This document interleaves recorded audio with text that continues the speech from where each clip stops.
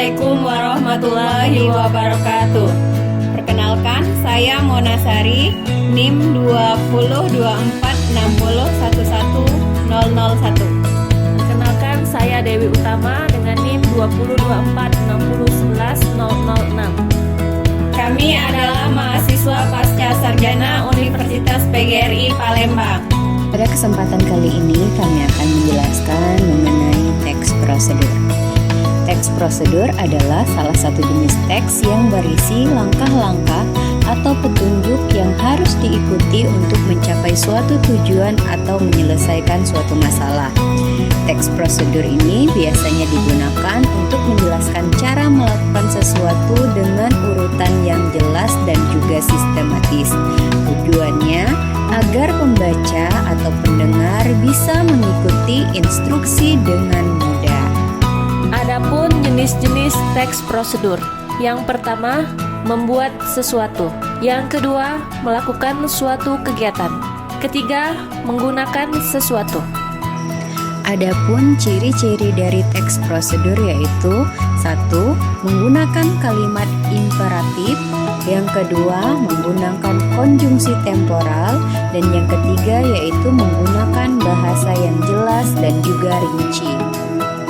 Adapun struktur teks prosedur adalah sebagai berikut. Yang pertama, tujuan teks prosedur. Yang kedua, bahan dan alat. Yang ketiga, langkah-langkah.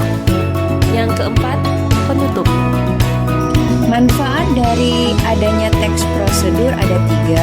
Yang pertama yaitu mempermudah dalam memahami dan juga mengikuti suatu proses.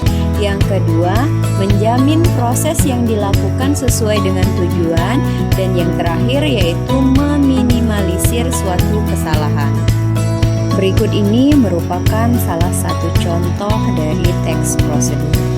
Dan pastinya kita sudah membahas juga dan kalian sudah melihat contoh dari teks prosedur yang berjudul sambal terasi. Nah, sekarang silahkan anak-anak memperhatikan video yang berjudul sambal terasi.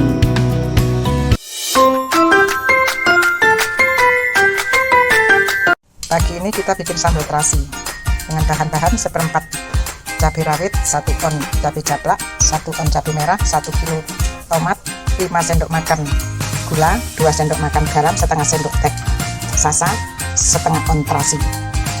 Sekarang kita cuci bahan-bahan yang perlu kita cuci dulu ya. Setelah semua bahan kita cuci bersih, kita goreng dulu yang sampai masak ya.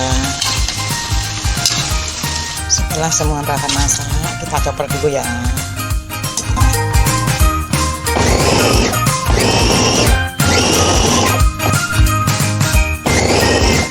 Setelah kita chopper, kita masak lagi. Kita tambahkan garam 2 sendok makan, penyedap rasa setengah sendok teh, gula putih 5 sendok makan. Kita aduk-aduk, tunggu sampai benar-benar masak, lalu tes rasa.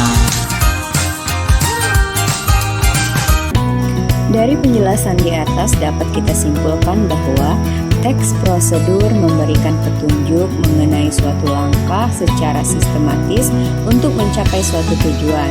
Dengan adanya struktur yang jelas, baik tujuan, bahan, dan juga langkah-langkah, serta bahasa yang sederhana, diharapkan teks prosedur ini memudahkan aktivitas sehari-hari dan juga memastikan hasil yang diinginkan tercapai dengan efisien.